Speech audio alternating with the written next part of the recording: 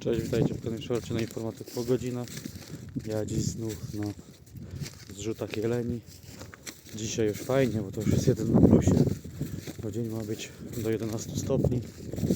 Udało mi się jeszcze wyjść dzisiaj szybko, przed weekendem. W weekend to będzie dużo ludzi tutaj. No i przed pracą IT jestem. Zobaczcie, jakie piękne widoki. Wschód słońca. Rolnetka. No i jestem w terenie, w naturze, popatrzeć co się dzieje, więc lecimy i zobaczymy, czy coś się jeszcze znajdzie.